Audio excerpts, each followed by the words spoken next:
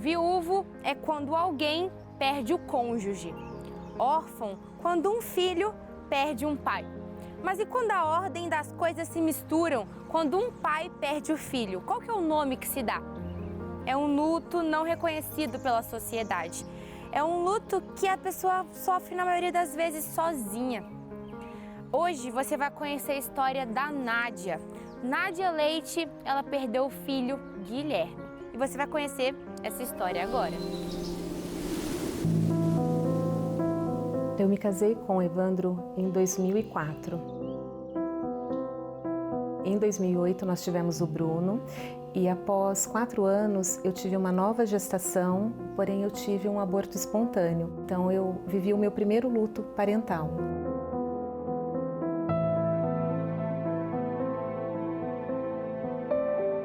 Depois de uns 3 meses, eu tive uma nova gestação, que daí foi onde eu gestei o Guilherme. E o Guilherme, ele nasceu um bebê perfeito, né? A gestação foi uma gestação muito tranquila, porém, após o nascimento, ele começou a apresentar pequenas malformações. Além das pequenas anomalias pelo corpo, o Gui também possuía dificuldade respiratória. Desde o primeiro instante que a família percebeu algo de errado, as consultas, remédios e exames incontáveis começaram. Ele precisou fazer uma cirurgia com mais ou menos 3 meses de vida e após essa cirurgia ele teve a primeira parada cardiorrespiratória dele. E daí a partir desse momento realmente ficou confirmado que algo existia.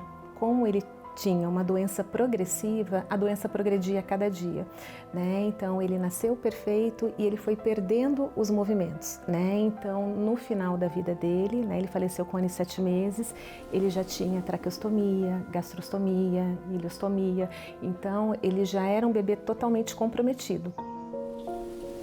O Gui possuía uma doença rara neurometabólica progressiva, chamada gangliosidose GN1. Nádia e a família viveram um luto antecipatório, 1 ano e 7 meses sofrendo por cada perda. Enterrar um filho é um cenário de um filme de terror. Quem nunca passou por isso não gosta nem de imaginar, de tocar no assunto. Mas e quem já passou? Como lidar? O luto saudável é um luto que você ajusta, né? Que você ora visita a dor, ora você faz esse ajustamento para a realidade, né? E cada um lida com o luto de uma forma, né? Então eu falo, o luto ele é um processo muito singular, ele é muito pessoal, né? Então não tem certo e não tem errado. Na época que ele faleceu, eu fui dar palestras sobre o tema em hospitais, então assim eu senti a necessidade de expressar, né? De falar sobre aquilo. Já o meu marido, ele silenciou. Né? Para ele foi muito difícil, né? Então ele ficou muito calado, né? E até hoje ele fala muito pouco sobre o tema, né? Então essa é a forma dele lidar e não significa que ele não esteja sofrendo. Ele sofreu e sofre muito.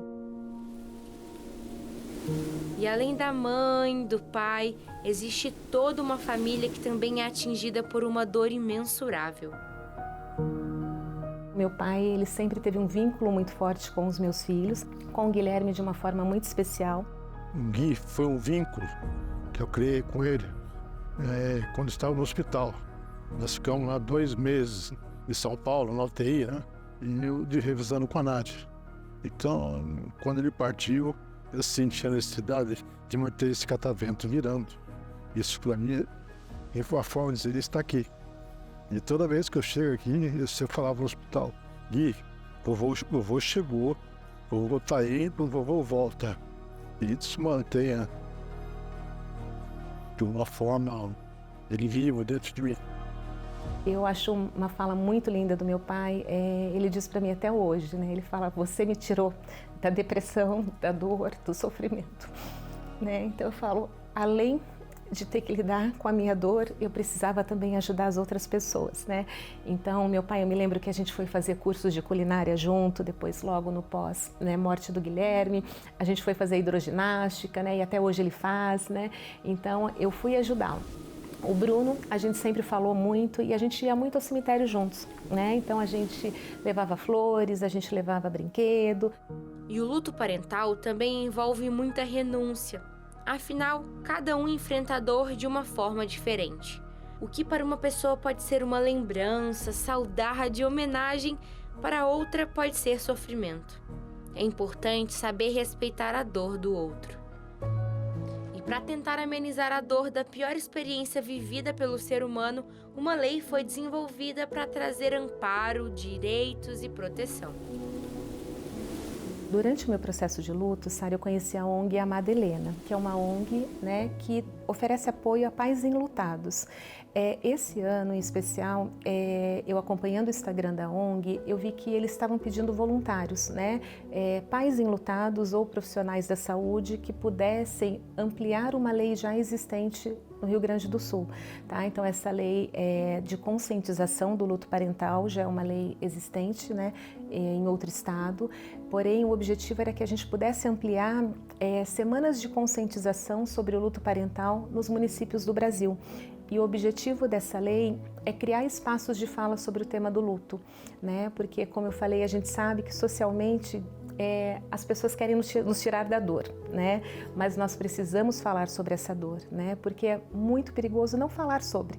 Então, o objetivo é capacitar profissionais da saúde, da educação, da assistência, da segurança pública, para que os equipamentos, né, públicos saibam acolher pais enlutados, né? Consigam falar com esses pais. Tá? Então esse é o objetivo. Que é a cartilha, né, que você comentou? Sim, sim. Essa cartilha oferece orientações. Então, como é o luto da criança, como é o luto dos avós, como é o luto do pai, né? Então, os riscos de adoecimento, os riscos dos lutos, né, se tornarem complicados. Então, uma cartilha orientativa que está disponível, né, no site da ONG. Se digitar no Google, cartilha de orientação ao luto parental, vai aparecer a cartilha. Então, é um material muito rico. Então, durante, né, a implantação da lei aqui no município de Jacareí, nós entregamos sementes de girassóis, né, para que as pessoas possam plantar os seus girassóis, né, e falarem sobre esse tema. Então, para você que está nos assistindo e quer ter acesso, a gente vai colocar o link aqui embaixo, que aí as pessoas conseguem PDF, né? Sim. E, se necessário, também pedir enviar por correio, sim. Eles enviam, né? Eu acredito que sim, tá? É possível sim.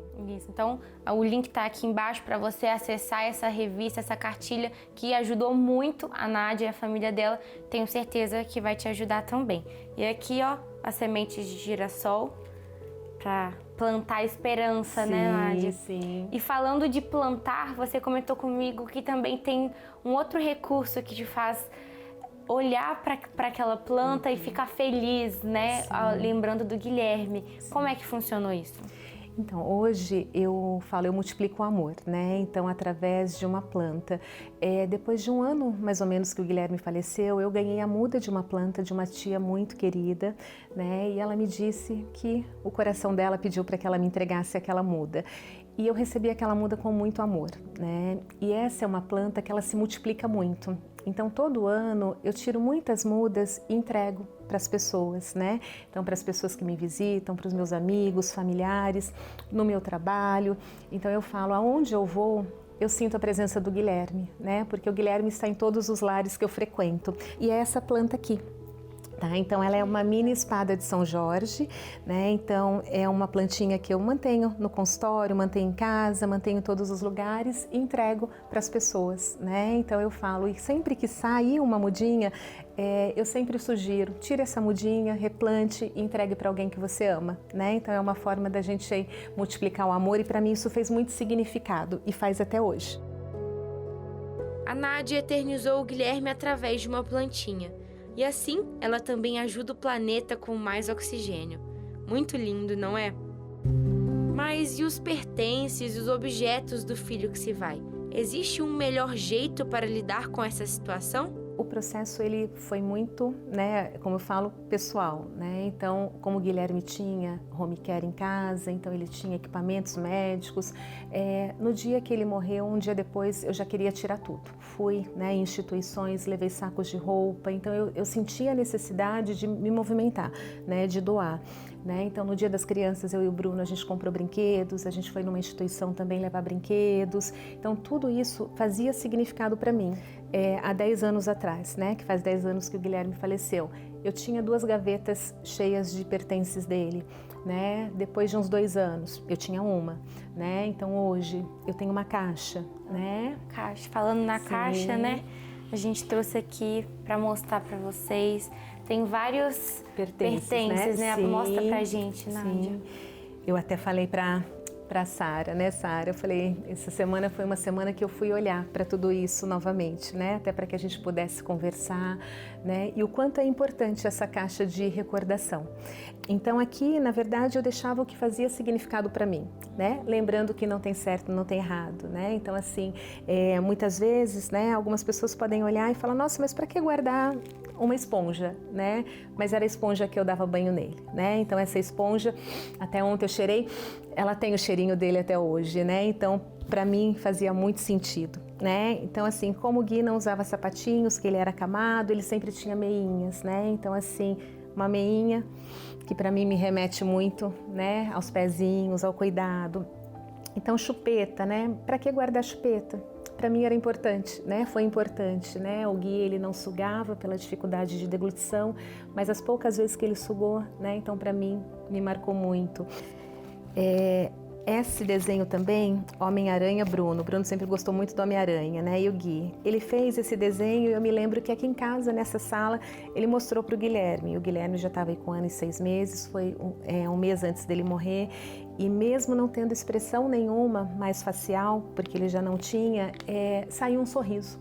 Né? Então eu me lembro que eu até tirei uma foto, eu tenho essa foto, então foi um dia muito importante. Ao ver esse desenho, você consegue remeter ao sorriso que o Guilherme deu há 10 anos. Né? Sim, exatamente, né? Então aqui são potinhos, né? O Guilherme tomava leites especiais, então o potinho também foi uma forma que eu reutilizei, eu ressignifiquei, né? Então cada aniversário do Bruno, aniversário do meu pai, agradecimentos, né, aos profissionais da área da saúde que nos atenderam, eu sempre fazia e colocava bala, colocava coisinhas dentro e entregava como agradecimento, tá? Então são algumas coisas. Você me permite ler o que está escrito aqui? Claro. Está escrito assim, ó: o valor das coisas não está no tempo em que elas duram, mas na intensidade com que acontecem. Por isso existem momentos inesquecíveis, coisas inexplicáveis e pessoas incomparáveis. Nossos sinceros agradecimentos a você que fez toda a diferença, família do Guilherme.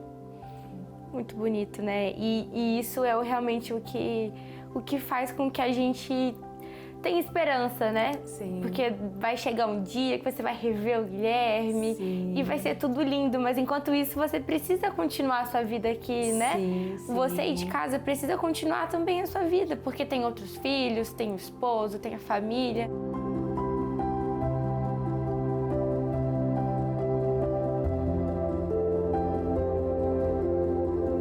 Viva a sua dor, né? Então é importante sim falar sobre. Se você não consegue falar, escreva, né? Busque recursos para que você consiga elaborar essa dor, né? É uma elaboração individual. Se fizer sentido para você, né? Fazer uma comida gostosa, fazer um curso novo, né? Conversar com pessoas, ter uma ação na igreja, procure, né? Expressar, procure se ajudar, né? Então quando você se ajuda, você ajuda aquele que te ama, você com certeza tranquiliza o seu coração, né? Então busque ajuda, tá? E expresse, né? Eu falo, é difícil falar sobre o luto, mas é perigoso não falar sobre ele.